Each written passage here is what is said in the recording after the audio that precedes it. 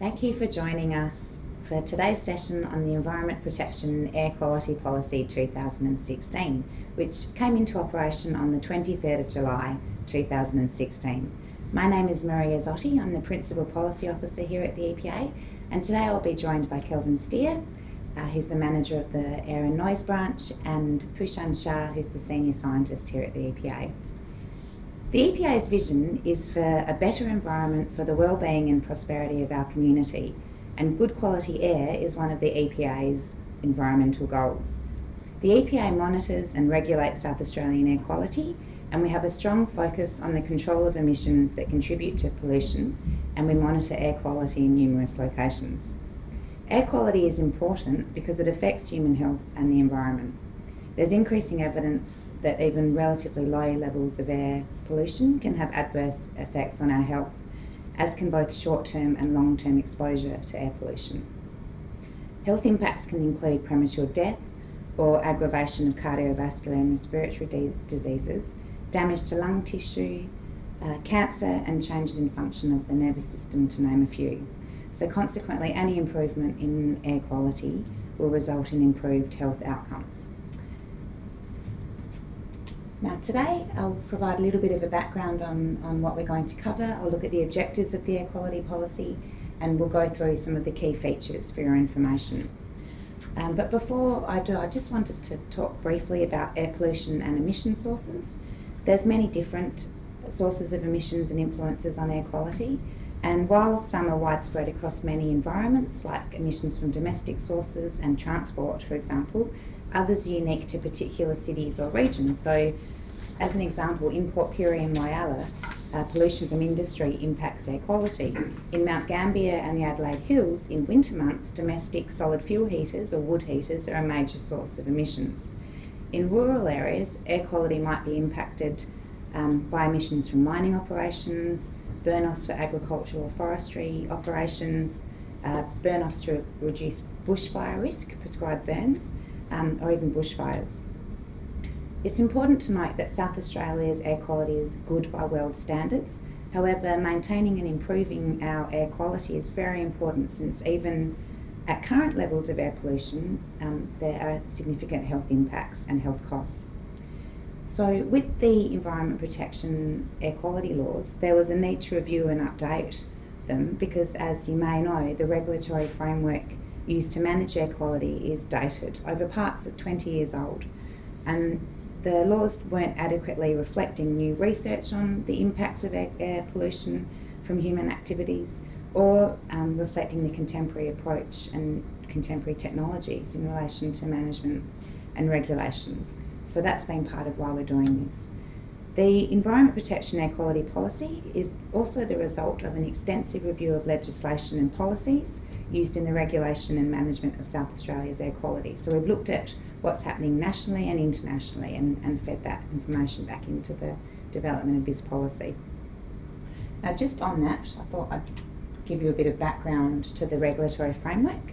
Air quality management and legislation is underpinned by a range of legislation and policy tools and approaches that are administered by local government and also various state government agencies like the EPA, like SA Health, like the Department for Planning, Transport and Infrastructure. And we all work together to achieve the goal of achieving positive outcomes for communities.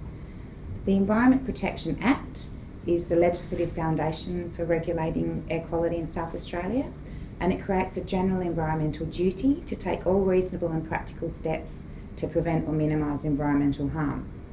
It also enables the development of specific environment protection policies, and this is one of those, and this one in particular is to help protect air quality.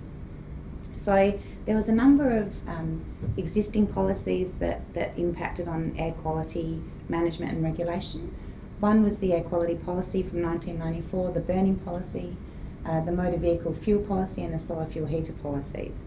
And what we've done is we've consolidated these documents, these policies, into this particular policy, this particular legal instrument, to make it simpler.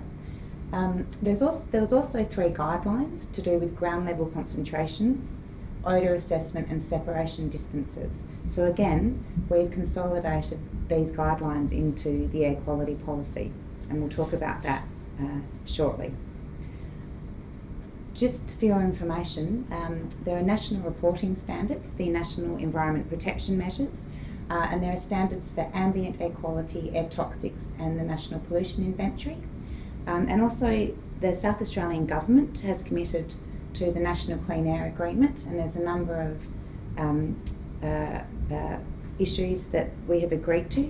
In particular, the National Plan identifies particle pollution, so particulate matter, PM 2.5 and PM10, as key pollution to be better regulated. So that information has underpinned some of the work we've done with the approaches in the policy.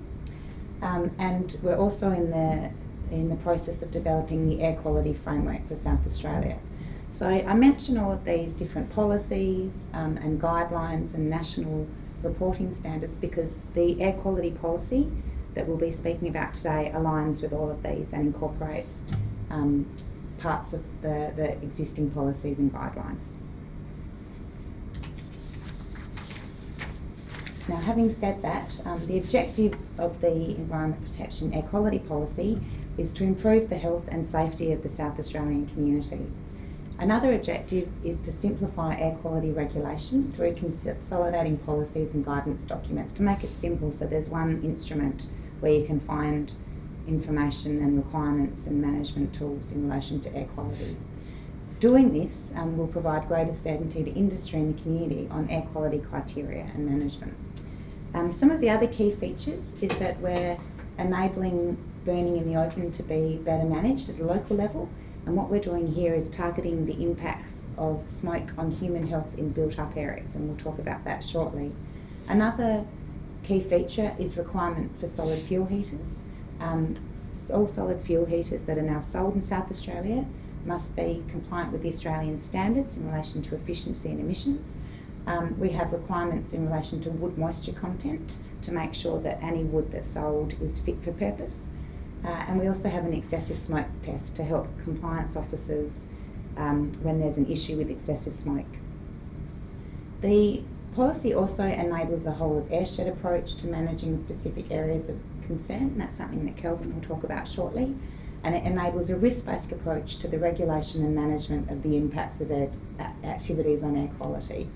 We'll talk about that shortly as well. So they're the key features that we'll be discussing. So the first issue I wanted to talk to you about is to do with burning in the open. And you'll find that under Clause 5 of the policy. The policy itself can be found on the EPA website, or if you look on the SA legislation website, it's there also. Now, Clause 5 of the policy deals with burning in the open in council areas. We've had a change of approach in relation to burning in the open, and here we're specifically aiming to reduce the impacts of smoke in built-up populated areas because of the health impacts of smoke, which can be very harmful to human health, as I mentioned earlier. And the idea with this is that everyone should have the same standard of air quality no matter where they live. The old burning policy that's been amalgamated and the scope extended in this policy actually prohibited burning in the open in prescribed areas, so the Adelaide metropolitan area, but left burning in remaining areas either partly or largely unregulated. So prior to this new policy, there were 27 councils who were managing burning in the areas under the old policy, and now all councils have the ability to manage burning in the open, and we'll talk about that now. So the policy allows the management of specified burning activities in specified areas, and it sets out requirements for burning in the open in metropolitan Adelaide and townships, so those built-up populated areas where we're trying to reduce smoke impacts, and burning in the open outside of metropolitan Adelaide and townships. So what we've done is we've developed this graphic that simplifies Clause 5 of the policy. And so if you're inside metropolitan Adelaide or inside a township, you can burn for the preparation of food or a beverage. You can use a brazier, chimney or fire pit for heating outdoor areas, but you can only use charcoal.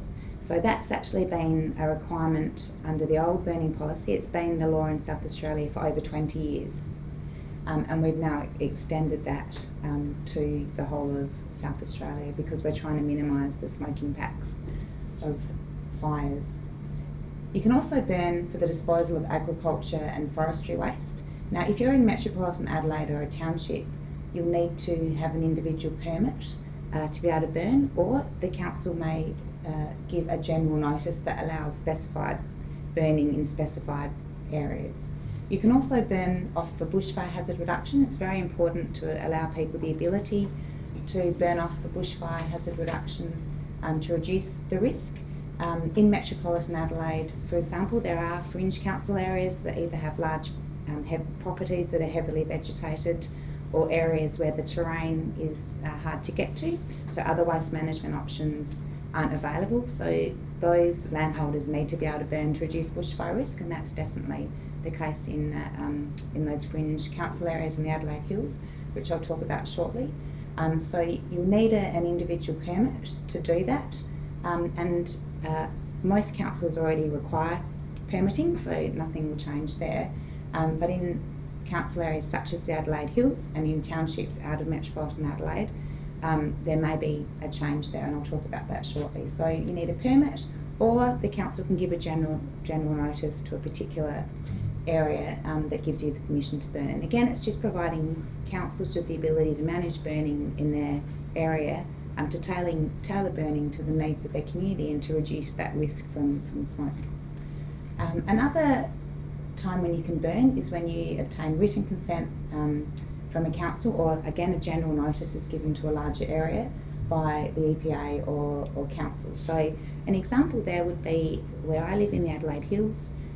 In Mylor, there's a winter solstice bonfire. That's a huge bonfire that's part of a community event, and the organisers of the bonfire asked the council, the Adelaide Hills Council, for a permit to be able to burn because there will be smoke impacts. They get the permit every year, and they have that event. So there is this particular provision that we call the catch-all provision that allows burning that wouldn't otherwise be permitted under the policy to occur. Importantly, the policy and this clause does not apply to burning that's undertaken in accordance with the Fire and Emergency Services Act. So if you're undertaking any burning in accordance with that Act, then that takes precedence over the air quality policy. Also, what we've done with the Department for Environment, Resources and Natural Heritage is we've given them the ability to undertake their burning on protected areas, and that the policy doesn't apply to that, and other burning that they do in other areas like Botanic Gardens, for example, or on Crown land. So this policy doesn't apply to burning undertaken or administered by that particular department, and they also do burns on behalf of SA Water and Forestry SA. Okay, so if you're burning outside of metropolitan Adelaide and townships, it's a little different because there aren't those populated built up areas necessarily. So if you can burn for the preparation of food or beverage.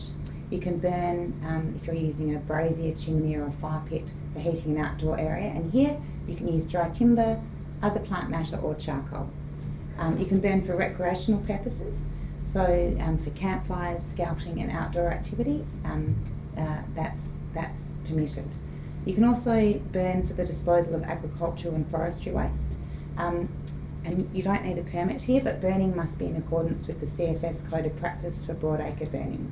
And we have a link to that on our website, or you can go to the CFS Code of website, the CFS website. And that Code of Practice is for particular types of broadacre burning. It doesn't apply to all broadacre burning. And the Code of Practice has recommendations in relation to safety when you're doing your burn, and also in order to reduce the smoke impacts. You can also burn off for bushfire hazard reduction if you're outside metropolitan Adelaide and townships. And again, there's no permit required, but burning must be in accordance with the recommendations of the CFS Code of Practice for vegetation pole burning 2015, if that applies. And again, the recommendations there are to do with reducing the impacts of smoke, and there's safety recommendations as well. And the recommendations, the safety recommendations, are actually for both codes of practice I've mentioned, have actually been pulled out of the Fire and Emergency Services Act, so they reflect that Act. And we worked with the CFS in developing this policy. And I should also say that we worked with a number of councils in developing this policy to make it workable, so councils could tailor burning to suit the needs of their community. Again, you can also burn if you get written consent or general notice from the EPA or council if it doesn't apply for whatever reasons to any of these other permitted activities. Now, I'll just talk to you about burning permits. That's clause 6. So, as you can see, if you're inside Metropolitan Adelaide and townships, here, when you're burning for the disposal of agricultural and forestry waste or for bushfire hazard reduction, you need permission. It's either an individual permit or a notice, and I'll explain how that works. So under clause 6 of the policy, a burning permit can be issued either as an individual permit, so that's from council to an individual, or EPA to an individual, or as a notice that applies more broadly. So that could be burning in specified zones in a council area undertaking specified burning activities. As an example, the EPA has issued a notice under clause 6 for specific areas in the Adelaide Hills Council area, which gives permission to burn in the open for specified activities. The reason we did this, for those of you that are interested, is there's different system of management for burning in Metropolitan Adelaide, as I mentioned, and townships, because we're targeting built up populated areas to reduce the impacts of smoke on human health.